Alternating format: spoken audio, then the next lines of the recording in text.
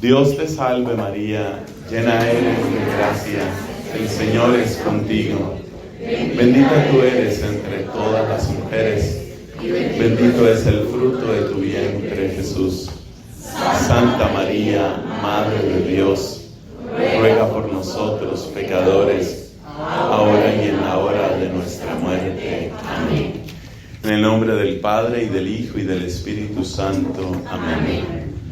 Mis amados hermanos, el Evangelio de Jesucristo es el mensaje de salvación. El Evangelio de Jesucristo es la cuerda de amor con que Dios Padre quiere llamar a la humanidad. En el profeta Oseas se encuentra una expresión llena de ternura. Dice: con cuerdas de amor los atraía. Podemos decir que Dios, en su infinita compasión, siente dolor de ver cómo nosotros nos hemos dañado a nosotros mismos con el pecado. El pecado hace que nuestra obra entre en combate, entre en lucha con la obra de Dios. Dios quiere hacer de ti algo muy bello, pero cuando nos entregamos al pecado, batallamos contra Dios. Es como que Él quiere hacer algo hermoso y nosotros queremos dañar esa belleza. Nosotros queremos arruinar esa belleza. Pero Dios, en su infinita misericordia, no soporta ver a sus hijitos amados, que somos nosotros, así deformes, enfermos, rotos, cansados y además en guerra unos con otros. Eso no lo quiere Dios. Entonces Dios, a través de un largo camino, que es lo que nos cuenta la Biblia, a través de un larguísimo camino, nos fue educando en la esperanza de la salvación. Es decir, nos fue enseñando qué es lo bueno y qué es lo malo. Nos enseñó. Eso nos lo enseñó especialmente a través de Moisés, especialmente a través de los santos y divinos mandamientos. Nos enseñó sobre lo que es bueno y sobre lo que es malo. Así empezó a traer una claridad a nuestra mente que estaba en tinieblas. Pero además de eso, hizo alianza con nosotros. En realidad hizo muchas alianzas. En realidad, Dios ha querido hacer siempre alianza con nosotros, aunque no necesita de nosotros. Es solamente su amor el que le mueve a obrar de esa manera. Entonces Dios ha hecho varias alianzas. Hizo una alianza con Adán, pero eso fracasó porque hubo desobediencia. Hizo después una alianza con Noé, pero esa alianza se dañó también porque el mismo Noé incluso cayó en la ebriedad, se emborrachó. Entonces no funcionó bien. Hizo una alianza mucho más fuerte con Abraham. Y después a través de Moisés. Dios ha querido siempre hacer alianza. Hacer alianza se sintetiza en la Biblia con estas palabras: ustedes serán mi pueblo, yo seré su Dios. Esa es la fórmula de la alianza. Ustedes serán mi pueblo y yo seré su Dios. Como el ser humano es rebelde, no fue suficiente que Él nos contara qué es lo bueno y qué es lo malo. Se necesitaba también darnos la fuerza interior para obedecer lo bueno y para rechazar lo malo. También se necesitaba eso.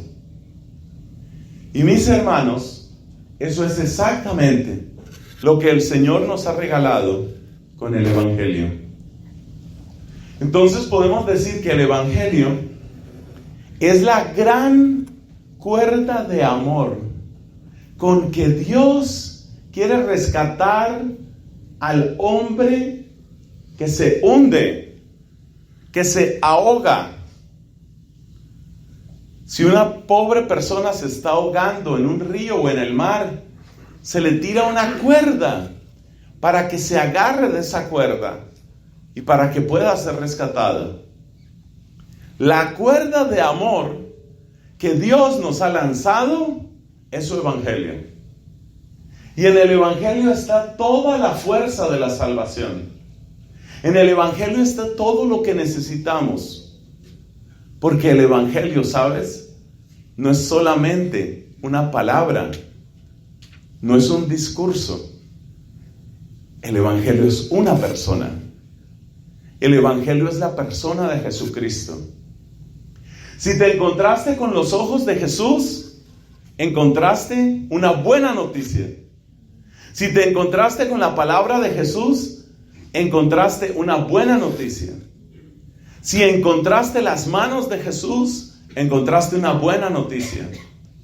Si encontraste el corazón de Jesús, su sagrado corazón, encontraste una buena noticia. Es decir, que la buena noticia no es simplemente un conocimiento, no son ideas. La fe cristiana no son ideas.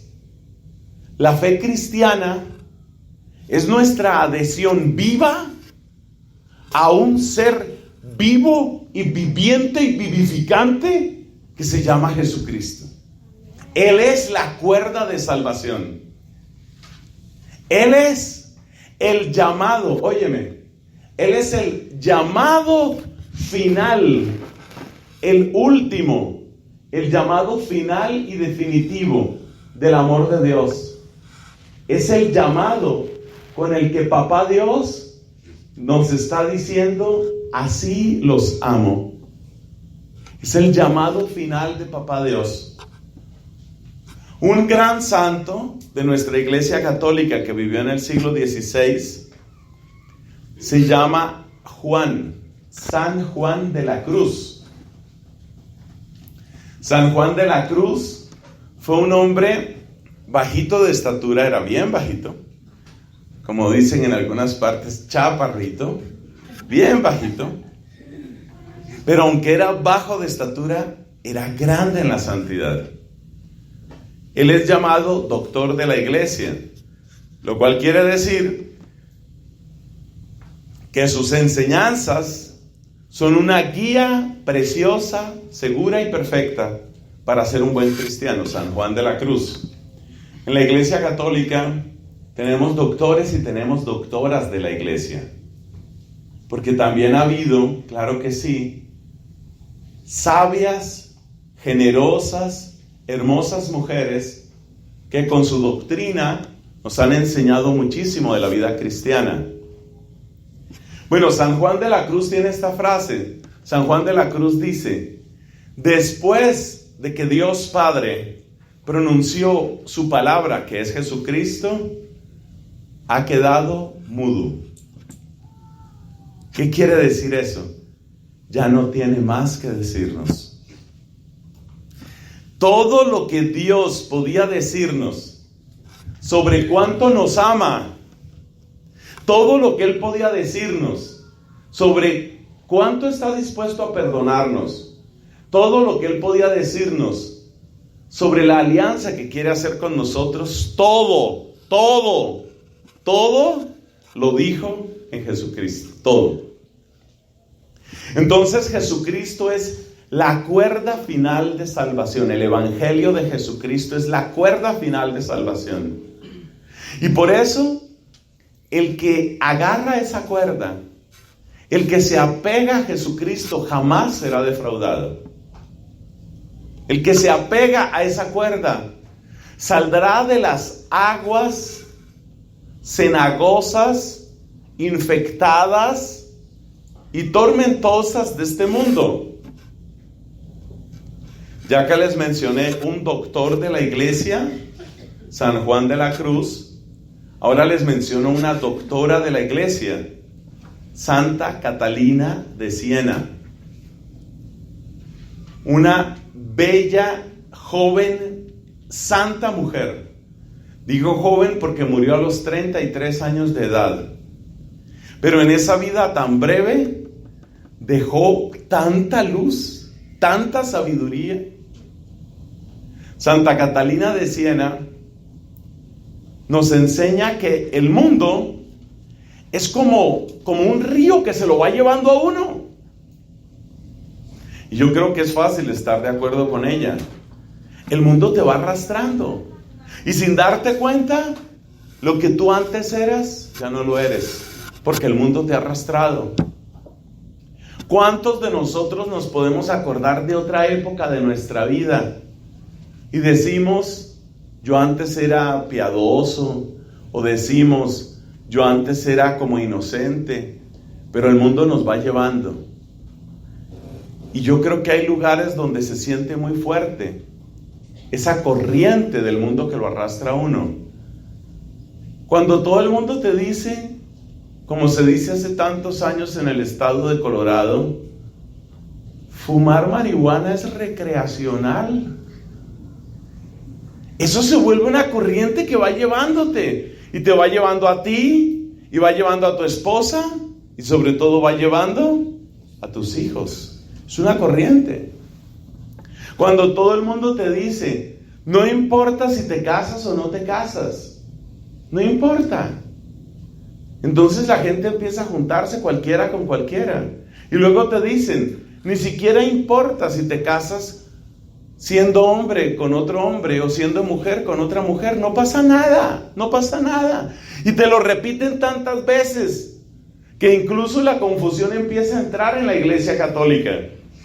Y entonces ya tenemos sacerdotes que están diciendo eso, que no pasa nada. Y están tratando de que aprobemos ese tipo de relaciones. Esa es la fuerza de la corriente del mundo. Y cada vez se vuelve más difícil mantenerse fiel. Porque si todo el mundo te está diciendo que eso es normal y que todo el mundo lo hace y que eso no tiene problema, entonces llega el momento en el que tú te sientes confundido, te sientes débil y la corriente te lleva. La corriente te va llevando. Por eso necesitamos esa cuerda. Necesitamos esa cuerda de salvación, necesitamos del evangelio. Porque si no, la corriente nos lleva. ¿Y a dónde nos lleva? Cada vez es peor. O sea, yo no quiero ser trágico. No se trata aquí de asustarlos. Además, ustedes tienen cara de que no los asustan tan fácil. No se trata de asustarlos. Se trata, mis hermanos, de la realidad que estamos viendo en el mundo.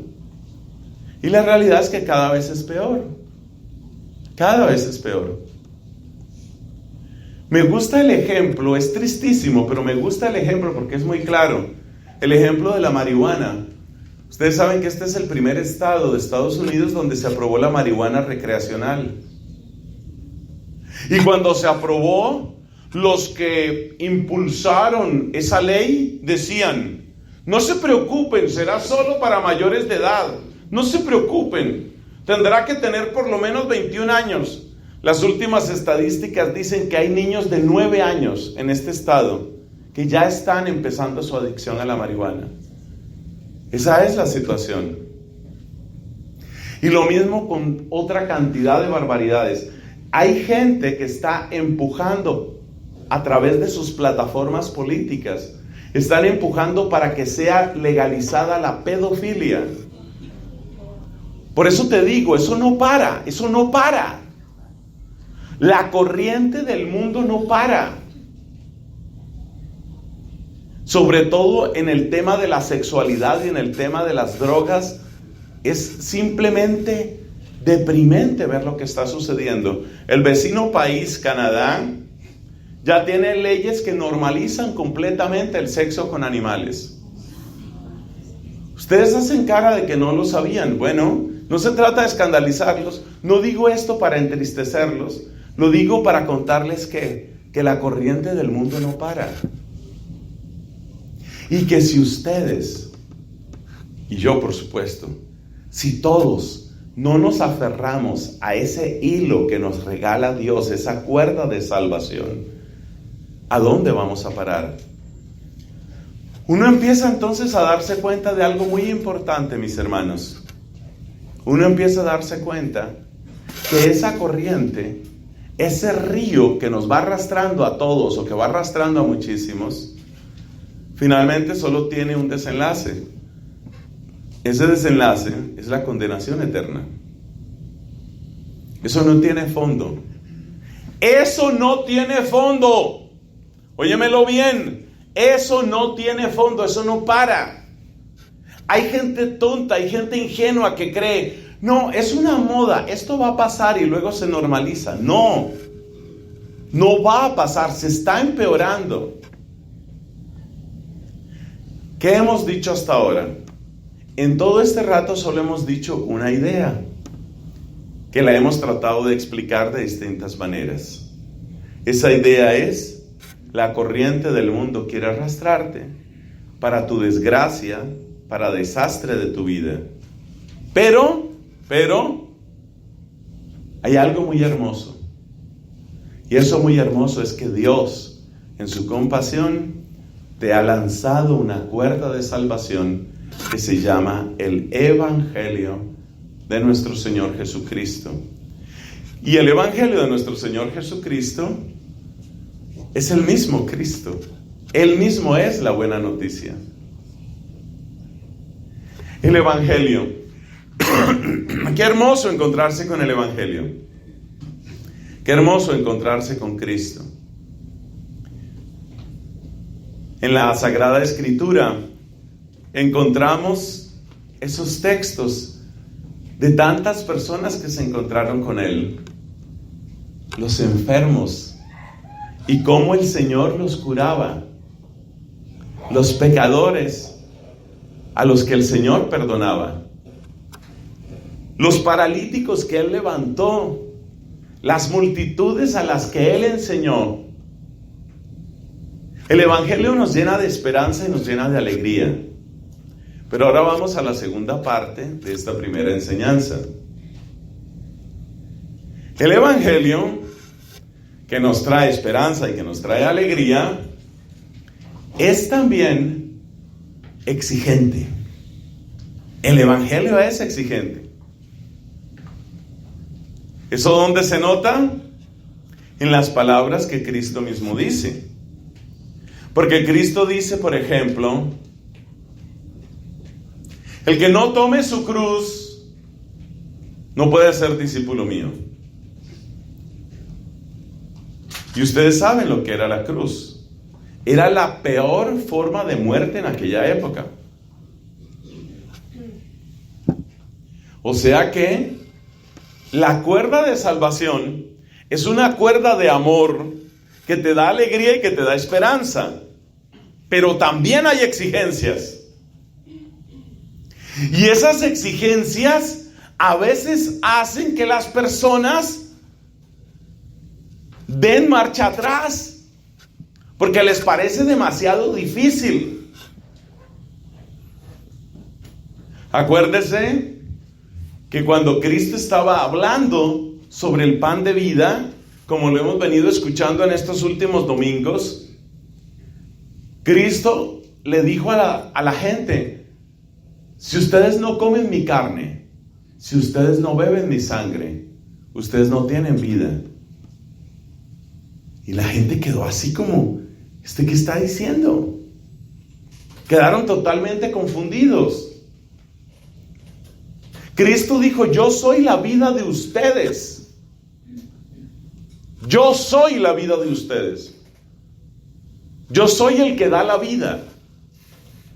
Es difícil saber por qué la gente se desanimó al escuchar esa clase de lenguaje. Algunos autores como Santo Tomás dicen que la gente se desanimó porque pensaban que Cristo les estaba invitando algo así como a comer carne humana, como ser caníbales, lo cual por supuesto es absurdo y repugnante. Pero yo estoy más de acuerdo con otra interpretación, y es que Jesús les estaba diciendo: yo soy la vida de ustedes. Y eso significa: ustedes sin mí nada pueden hacer. Esa frase aparece también en el Evangelio de Juan, en el capítulo 15. Ustedes sin mí nada pueden hacer. Y me gusta hacer esta pequeña explicación. Deme 2 minutos y le hago una explicación sobre lo que quiere decir exactamente eso de yo soy la vida de ustedes. Yo soy el pan de vida. Cuando la gente se ama, se dice cosas muy bonitas. Y una de las cosas muy bellas que a veces se dicen los que se aman es: tú eres mi vida. Tú eres mi amor, tú eres mi vida. ¿Qué significa esa frase tan poética que se dice la gente cuando se ama? Tú eres mi vida. ¿Qué quiere decir eso? Es algo así como decirle a esa persona, por ejemplo, decirle a esa mujer, decirle: tú eres mi vida. Es algo así como: si tú te me fueras, yo me moriría. Es decir, sin ti no tengo vida, porque tú eres mi vida. Sin ti no tengo vida. Eso es lo que significa tú eres mi vida. Pero ¿sabes una cosa? Que Jesús no nos dijo: ustedes son mi vida. Él no dijo eso. ¿Qué fue lo que Él dijo? Yo soy la vida de ustedes. ¿Te das cuenta de la diferencia? Por supuesto que Él nos ama. Y no hay amor como el de Jesús. No hay amor como el de Jesús. Pero, no dijo: ustedes son mi vida. No. Lo que dijo fue: yo soy la vida. Yo soy el pan de vida. Yo soy el que da la vida. Yo soy la vida de ustedes. ¿Qué pasa cuando una mujer escucha a ese caballero enamorado que le dice: tú eres mi vida? De alguna manera ella entiende que tiene poder sobre ese corazón. Pues si la frase es sincera, ¿no? Porque la gente también dice frases por decirlas. Pero si la frase es sincera, ¿qué significa eso? Es como un poder que ella tiene sobre ese corazón. Si de verdad este Señor me ama tanto, si de verdad Él me ama tanto, significa que soy importante para Él. Entonces la frase, tú eres mi vida, es una manera de decir: tú tienes poder sobre mí. Me importa demasiado lo que tú me digas, me importa demasiado cómo tú estés, me importa demasiado lo que tú quieras, porque tú eres mi vida. Pero Jesús no dijo: tú eres mi vida. Jesús no dijo: ustedes son mi vida. Jesús dijo: yo soy la vida de ustedes.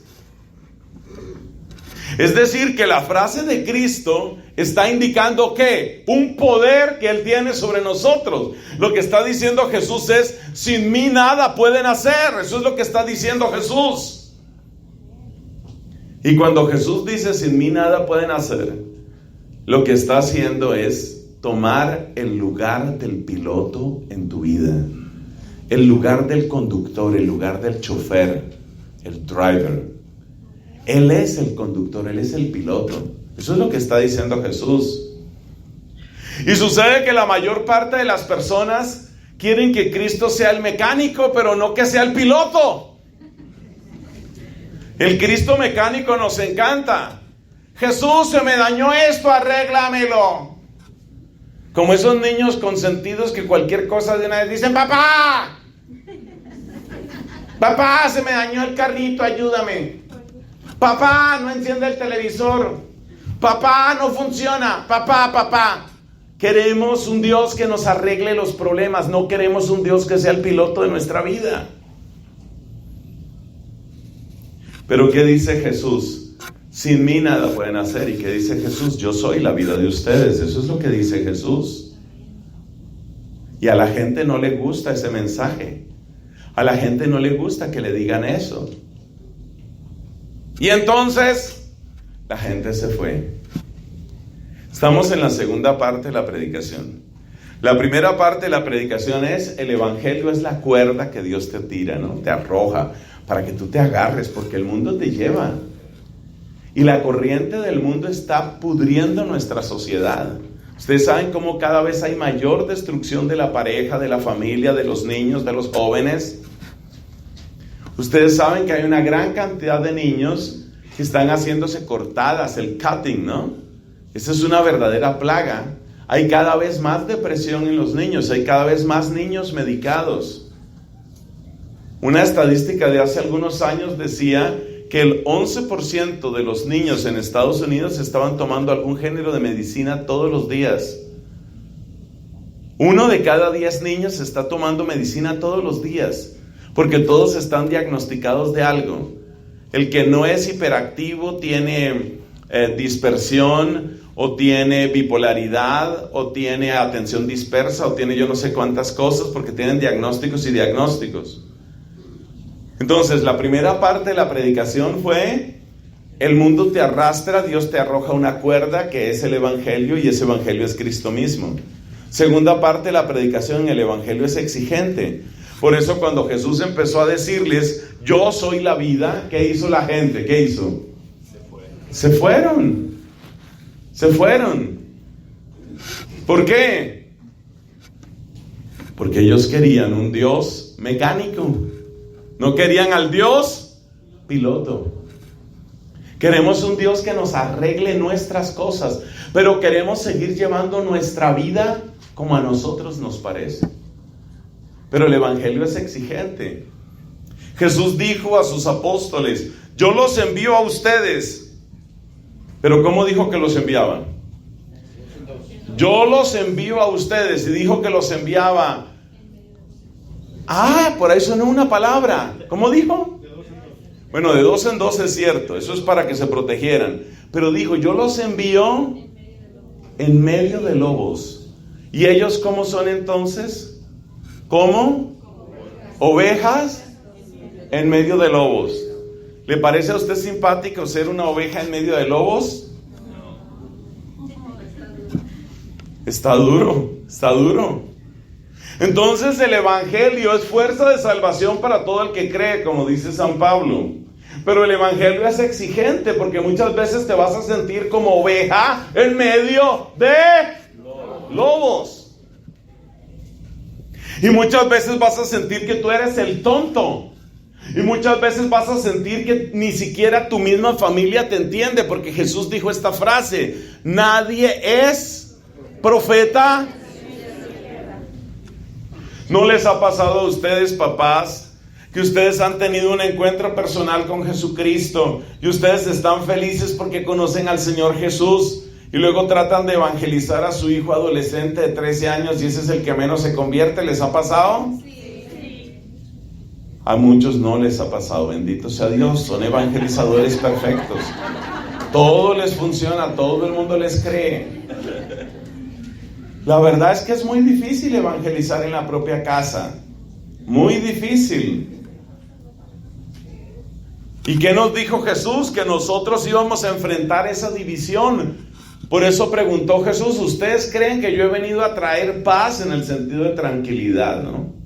¿Ustedes creen que yo he venido a traer tranquilidad a esta tierra? No, Señor, no, Señor.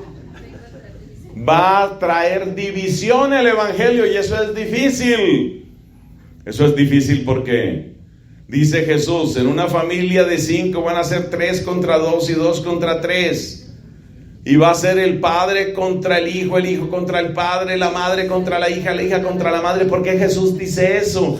Porque el Evangelio es difícil. El Evangelio es difícil y el Evangelio no se puede inyectar.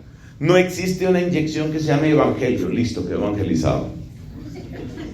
Este no es un polvito que se le echa al jugo de la mañana. Tómeselo, hijito, y ya el hijo quedó evangelizado. No, Señor, no funciona así. Yo me imagino mucha mamá católica echándole polvito de evangelio ahí en el juguito de la mañana. Ya mis hijitos están evangelizados. No, más bien lo que sucede muchas veces es que los papás tienen que experimentar con dolor que sus hijos parece que tuvieran que caer en los mismos errores y los mismos problemas que ellos, los papás, tuvieron. Y eso sí que duele mucho.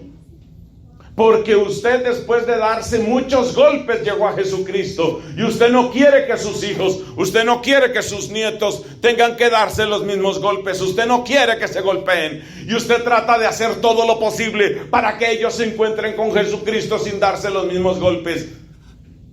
Usted tiene la cabeza llena de cicatrices y chichones de todos los golpes que se dio en la vida porque usted era una persona obstinada. Después de viejo fue que llegó a Jesucristo y ahora uno lo ve alabando al Señor, alabado sea. Ay, lo hubiera visto hace unos años. Hace unos años, uno los ve aquí todos, y les buena persona. Sí, padre, como usted diga, padre, claro, padre. Ay, pero lo hubieras visto hace unos años. Qué lenguaje el que utilizaba, abría esa boca, salían alacranes, sapos, ratas, culebras. Por eso hay gente que tiene la cabeza llena de chichones. ¿Se usa la palabra chichones? Llena de chichones por de todos los golpazos que se ha dado. Y entonces con su cabecita llena de chichones no quieren que los hijos se den todos esos golpes. Pero ¿qué pasa con los hijos? Que los hijos dicen: papá, pero si tú pudiste darte esos golpes, yo también quiero golpearme. Y el papá dice: pero ¿por qué son así? ¿Pero por qué es? Entonces el evangelio es duro, el evangelio es exigente. Y usted tiene que batallar adentro y tiene que batallar afuera. Tiene que batallar adentro porque usted adentro suyo, adentro, no solo afuera, adentro, usted tiene su propia guerra. Cada uno de nosotros tiene su guerra. Esas guerras han sido clasificadas hace mucho tiempo. Se llaman los pecados capitales. Y si usted se estudia a sí mismo, usted se da cuenta que hay algún pecado, algún pecadito tiene usted que le hace la guerra. No quiere decir que usted caiga siempre, sino que le hace la guerra. Entonces hay personas a las que la ropa no les dura. ¿Por qué? Porque tienen el pecado de la ira. ¿Eso qué tiene que ver? Que se van transformando, se ponen verdes y rompen la ropa. Se daña la ropa, por eso la ropa no les dura. Hay gente que anda verde, se pone verde cada rato. Entonces, eso se llama el pecado de ¿qué? De la ira. Otros tienen otro tono de verde, que es el verde de la envidia. Y todo les da envidia. Y lo hicieron y yo, ojalá le pasara. Y tienen una envidia terrible.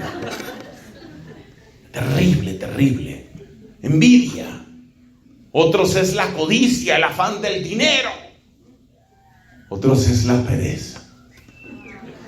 Ay, la pereza. Como un amigo mío que sufre de eso, de pereza. Entonces fue a la farmacia y dijo: oiga, le costó un trabajo llegar a esa farmacia. ¿Por qué? Porque era perezoso. Pero finalmente llegó a la farmacia. ¿Usted tiene de esas pastillas para la pereza? Sí, sí, le dice el señor de la farmacia. ¿Me pone una en la lengua, por favor? La pereza. Cada uno de nosotros tiene una guerra interior, una guerra. Usted tiene que luchar contra la pereza, contra la ira, contra la lujuria, contra la envidia, contra la mentira. Cada uno de nosotros. Eso es algo terrible. Eso es una batalla interior. Pero además de la batalla interior están las batallas exteriores. A veces de su propia familia, a veces de su propia comunidad. Hay batalla también en su comunidad. Hay personas que quisieran llegar a una comunidad, por ejemplo, a un grupo de oración, y quisieran encontrar todo ya perfecto. Y resulta que no, mis hermanos, no. En la iglesia estamos caminando, ¿sí? No hemos llegado. En la iglesia estamos caminando. ¿Qué quiere decir? Que usted es imperfecto. Y la gente con la que usted está es imperfecta. Es imperfecta. Entonces, eso quiere decir que usted se va a llevar decepciones. Porque a veces se encuentra que la gente de su grupo de oración, que la gente de su comunidad de fe, que la gente de su movimiento, todos los movimientos que el Espíritu Santo ha traído a la iglesia, movimientos marianos, movimientos de consagración, y usted conoce esos movimientos y usted dice, qué hermoso que es esto, pero luego empieza a darse cuenta la gente que está ahí y la gente es imperfecta. O sea, la idea es perfecta, pero la gente es imperfecta. Entonces usted encuentra, por ejemplo, un movimiento de consagración al corazón de Jesús. ¿Qué puede haber más bello que consagrarse uno al corazón de Jesús? El amor puro de Dios que ha venido a esta tierra. Qué cosa tan linda. Pero resulta que llega uno a la asamblea de los que se consagran al corazón de Jesús. Hay gente que llegó tarde, hay gente que no pagó, hay gente que se recuesta en el trabajo de otros, hay gente que murmura. Uno mismo se descubre juzgando a todo el mundo. Este tipo no debería estar aquí, y este tampoco, y ese tampoco. Y uno está entonces así lleno de amargura. Somos gente imperfecta que entra en grupos de gente imperfecta.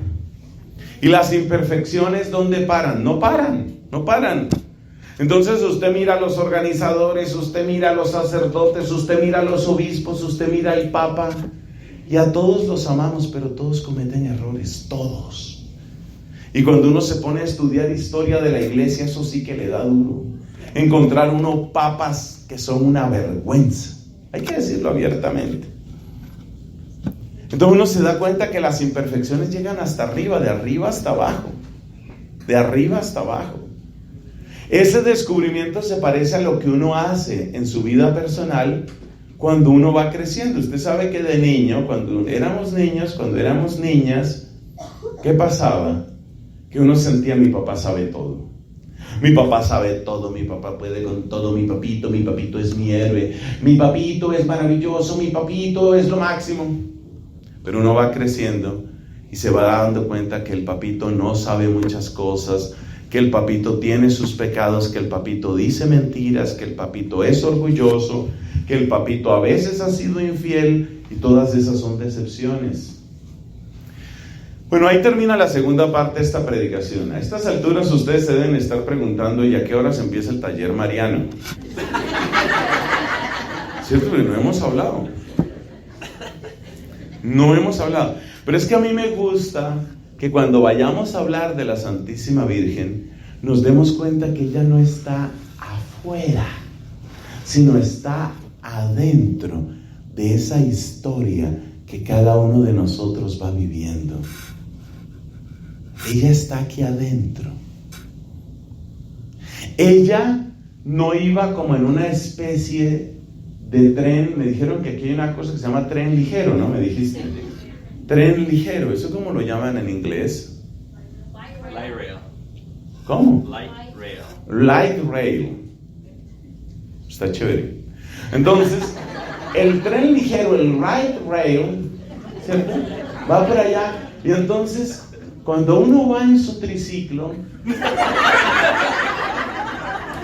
y ve pasar el light rail, ¿cierto? Tú vas en tus patines, skates, tú vas en tus patines y ves pasar el light rail. ¡Wow! Tú vas caminando y va pasando. ¡Wow! Entonces hay gente que se imagina a la Virgen así, ¿no? Como que ella iba en light rail. Y entonces piensan que a nosotros, al resto de los mortales, sí nos tocó a pie, en triciclo, en patines, en burro, ¿cierto?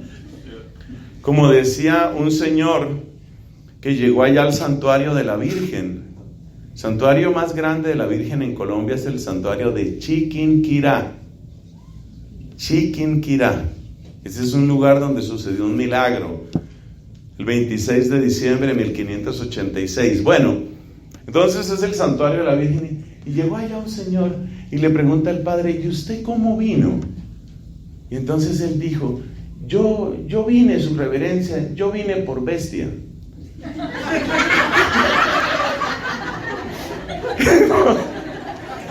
Entonces, claro, tiene uno que saber entender, ¿sí? Es que la que dijo lo del burro me hizo acordar, ¿no? Entonces hay gente que se imagina eso, que uno va avanzando por bestia, o en bestia, bueno, como se diga. Uno va avanzando por bestia, y el otro en triciclo, y el otro en patines, y de repente, light rail, María. No, esa no es ella. Esa no es ella.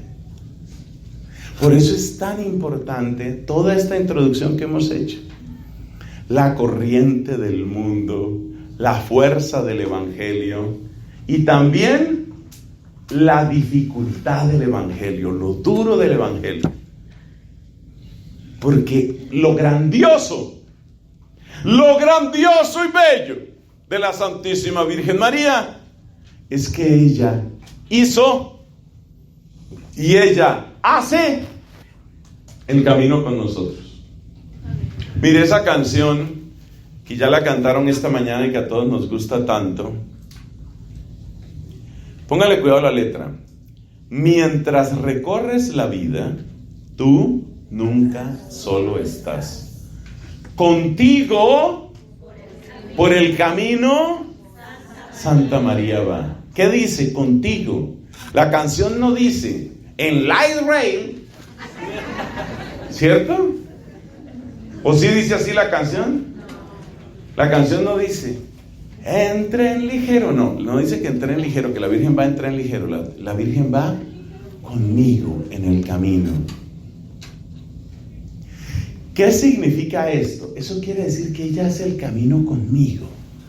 Y que cuando el Evangelio se vuelve difícil, se vuelve exigente, se vuelve complicado, se vuelve extenuante, cuando el Evangelio se vuelve difícil, complicado y extenuante, no hay nada más hermoso, no hay nada más esperanzador que ver que hay alguien que está con nosotros, haciendo el camino con nosotros.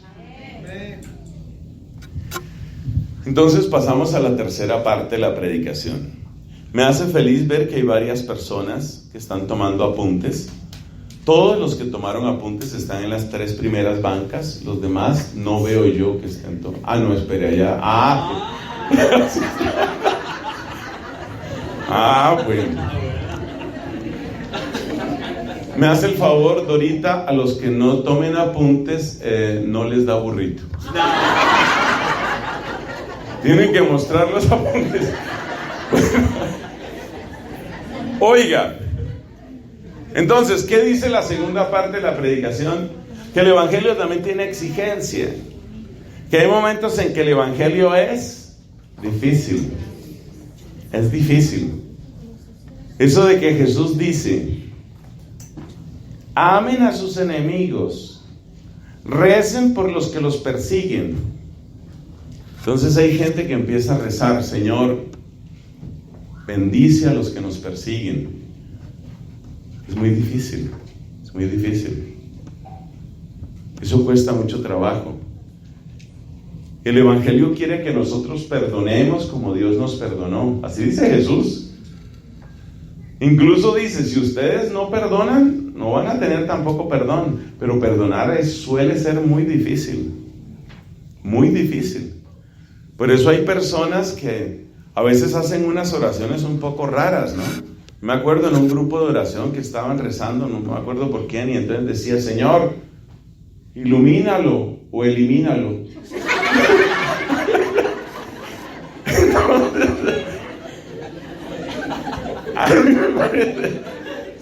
A mí me parece que eso no es, cierto, no es como tan del Evangelio. Eso no es tan del Evangelio. Ahora no es que se les pegue esa oración y empiecen a hacerla aquí también. Ilumínalo o elimínalo. Bueno, el hecho es que el Evangelio es difícil. A veces el Evangelio parece simplemente imposible. Imposible. ¿Jesús dijo en algún lugar que el Evangelio era imposible? Sí. Sí lo dijo. No me contradiga que sí lo dijo. Sí lo dijo. Para los judíos de aquella época y también los judíos de esta época, la riqueza es una señal de que Dios te está bendiciendo. O sea, sin que le faltemos el respeto a nuestros hermanos mayores en la fe, que son los judíos, no les vamos a faltar el respeto. Pero sin faltarles el respeto hay que reconocer que ellos son muy apegados a las cosas de esta tierra, pero muchísimo. Y el dinero para ellos es fundamental. Bueno, los judíos del tiempo de Cristo eran igualitos. Ellos estaban convencidos de que la bendición de Dios está en que tú tengas gran prosperidad y que tengas mucho dinero. Por eso hay que notar que muchas sectas protestantes en realidad son más judías que cristianas. Ustedes saben que hay mucha secta protestante que lo que predica y predica ¿qué es? La prosperidad. ¿Y qué dijo Jesús? Cuando Mateo capítulo 19, se acercó un joven que era muy rico y le dijo: Maestro bueno, ¿qué tengo que hacer para heredar la vida eterna? Jesús le respondió: ¿por qué me preguntas sobre lo que es bueno? El único bueno es Dios. Y el muchacho le dijo, y Jesús le dijo al muchacho: cumple los mandamientos para entrar en la vida. Y el joven le respondió: yo he vivido los mandamientos, yo los he cumplido desde que era un niño.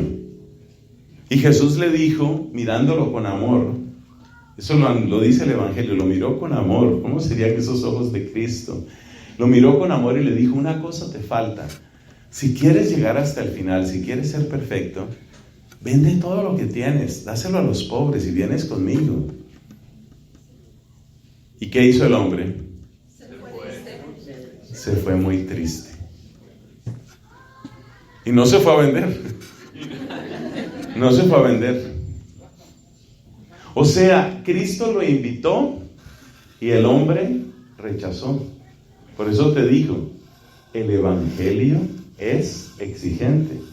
Y hay momentos en que uno siente que no alcanza. Cuando Jesús vio que este hombre se alejaba triste, comentó a sus discípulos: qué difícil es que una persona rica, en ese sentido de apegada a su riqueza, ¿no? Qué difícil es que una persona rica entre en el reino de los cielos. Mire, es más fácil que pase un camello por el ojo de una aguja a que un rico, uno de esos que está pegado a sus riquezas, que está pegado a lo que tiene, pueda entrar al reino de los cielos. Y entonces los discípulos que eran judíos, los discípulos que tenían esa idea de que la prosperidad es la gran señal de la bendición de Dios, abrieron sus ojos como par de huevos fritos y le dijeron: ¿y entonces quién podrá salvarse? Y Jesús les dijo, ojo con esta frase, Jesús les dijo: para los hombres es imposible. O sea que Jesús sí dijo que llega un momento en el que el Evangelio se te vuelve imposible. Sí hay un momento, eso no se puede negar, hay un momento. No es todo el tiempo, no, pero hay momentos en que tú sí puedes experimentar eso. Por algo nos advirtió el apóstol San Pablo: el que esté en pie, mire, no caiga. Quiere decir que a todos nos pueden llegar grandísimas dificultades. ¿Ustedes recuerdan qué era lo que Jesús le decía? Me disculpo, lo que Pedro le decía a Jesús en la última cena. ¿Usted se acuerda cómo le hablaba a Pedro? ¿Qué le decía Pedro a Jesús? Te seguiré ¿Qué más decía Jesús? ¿Qué más decía Pedro a Jesús? Le decía, ¿qué más le decía? ¿Quién se acuerda? ¿Ah? Moriré por ti. Yo no dejaré, yo no te abandonaré, así me maten, lo que sea. Pedro estaba convencido de su fuerza, porque Pedro llevaba ya años con Jesús, años. Pedro sentía que la vida de Jesucristo era lo más importante en su propia vida. Por algo el mismo Pedro había dicho en ese capítulo 6 de San Juan: ¿a dónde vamos a ir? Tú tienes palabras de vida eterna. O sea que Pedro no era cualquiera. Pedro estaba radicalmente convencido del evangelio. Pedro estaba bien aferrado a la cuerda del evangelio. Pero ¿qué dijo Pedro?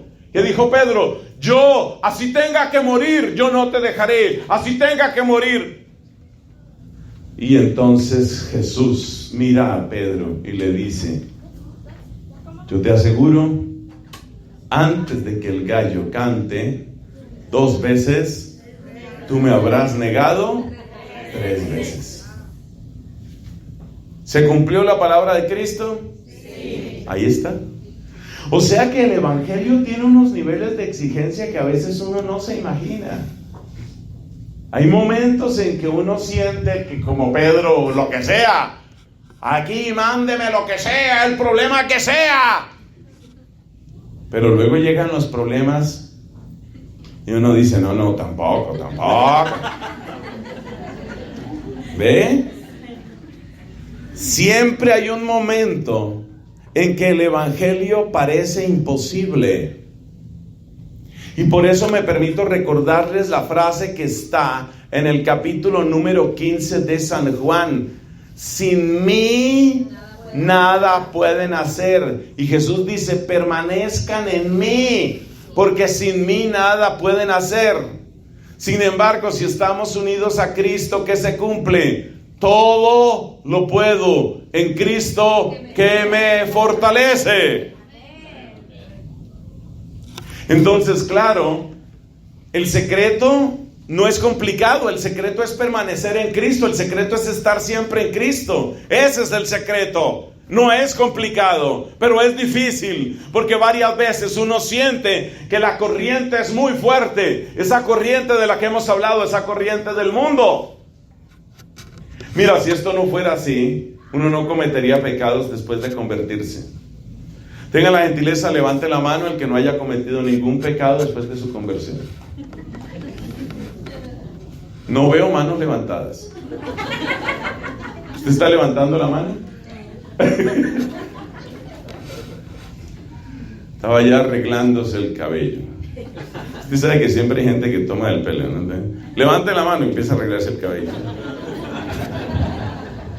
Bueno, entonces, ¿qué quiere decir? ¿Por qué uno comete pecados después de conocer a Cristo? Porque el evangelio tiene sus momentos de dificultad. Tiene sus momentos de dificultad. De hecho, hay momentos en los que uno siente: esto no es posible. Esto no se va a lograr. Es que el evangelio es tan grande. Dice Jesús: el que come mi carne y bebe mi sangre tiene vida, y yo lo resucitaré en el último día. Yo he conocido personas a las que les cuesta trabajo creer que Cristo verdaderamente haya resucitado, o sea, que su cuerpo, no esas bobadas que dicen algunos teólogos, que no, el mensaje de Cristo, la causa de Cristo siguió en sus discípulos. No sea tonto, eso también le sucedió a Mao Zedong, eso también le puede pasar a Fidel Castro, eso no importa. Aquí estamos hablando de que su cuerpo, el que pendió en la cruz, resucitó.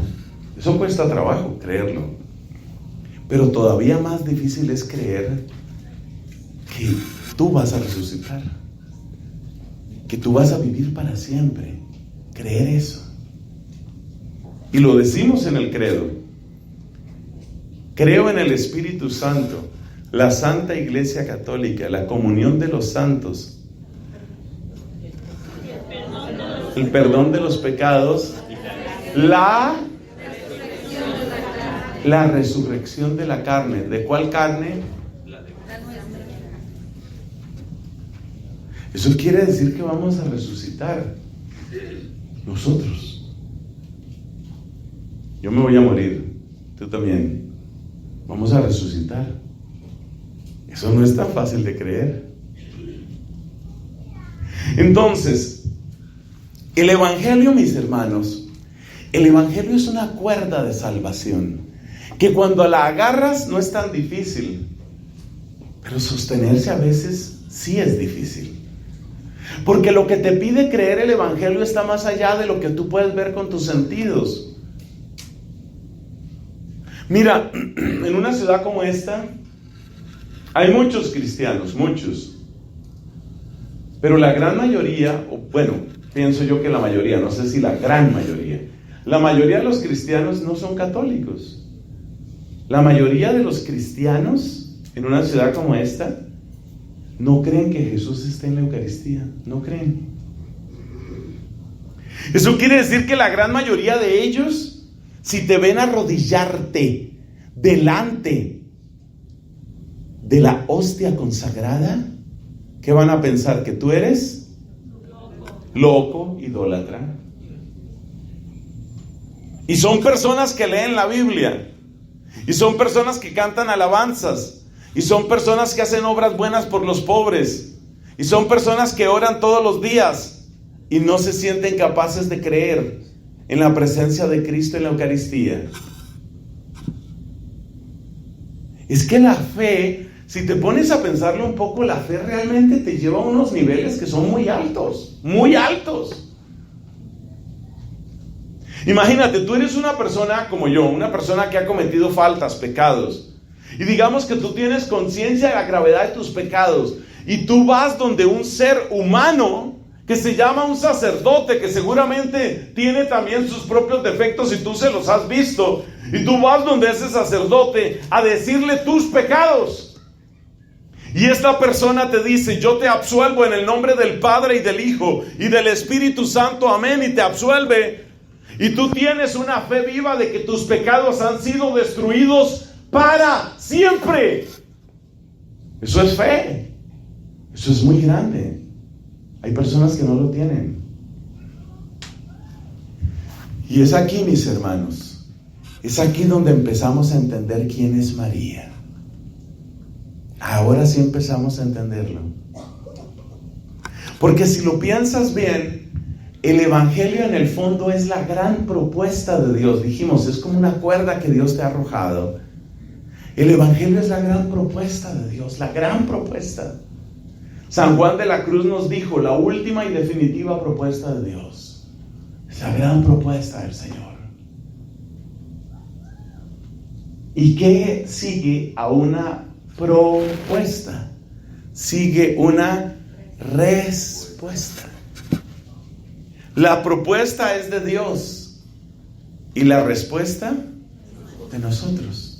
Pero nuestra respuesta se queda corta, como se quedó corta la respuesta de Pedro, porque en el momento decisivo, cuando la fe significaba: ya lo van a matar a él, y el que sigue soy yo. Cuando tú estás viendo cómo azotan a Jesucristo, que era un ejercicio de sadismo, los látigos de los romanos tenían pedazos de hierro y de hueso. Estaban hechos de cuero que terminaba en pedazos de hierro y de hueso. De manera que con cada latigazo arrancan pedazos de tu piel y de tu carne. Cuando tú estás viendo que eso es lo que le están haciendo a él y el que sigue soy yo, ahora diga: ¡Ey! Yo también soy discípulo de él. Es ahí donde se vuelve difícil. Es ahí cuando llega la persecución, cuando llega la humillación, cuando viene el combate. Entonces, ¿qué pasa? Que es ahí donde necesitamos saber quiénes son los verdaderos discípulos. ¿Y a quién encontramos junto a la cruz? A María. Había uno que estaba también junto a la cruz. Pero hay una característica, que esto muy pocas veces veces lo he dicho, creo yo, que en la vida entera. ¿Cuál es la diferencia entre María y Juan al pie de la cruz? Con todo el amor que le tenemos a San Juan, ¿cuál es la gran diferencia? La Biblia nos dice que había una diferencia entre María y Juan. Póngale cuidado a la diferencia, que esto pocas veces se explica, es un pequeño detalle bíblico. ¿Qué nos dice la Sagrada Escritura sobre San Juan? Nos dice que Juan había podido entrar a la casa del sumo sacerdote porque Juan era pariente del sumo sacerdote. Y María no era pariente. María no era pariente. ¿Y por qué esa es una gran diferencia? Porque Juan, al pie de la cruz, bendita sea su memoria, y pedimos su intercesión, pero Juan al pie de la cruz estaba protegido. ¿Por qué? Porque él era pariente del sumo sacerdote. Como los que habían manejado la condena de Cristo eran los sumos sacerdotes, particularmente un personaje terriblemente oscuro llamado Anás. Él fue el que diseñó la muerte de Jesucristo, cómo lo iban a capturar y qué tenían que hacer. Él fue el cerebro tenebroso que diseñó la muerte de Jesús, Anás. Yo le pido a Dios que haya tenido compasión de él. Caifás era el que ejercía como sumo sacerdote, era yerno de Anás. Entonces, como Juan era pariente de ellos, quién sabe en qué sentido pariente, pero era pariente de ellos, Juan estaba seguro al lado de la cruz.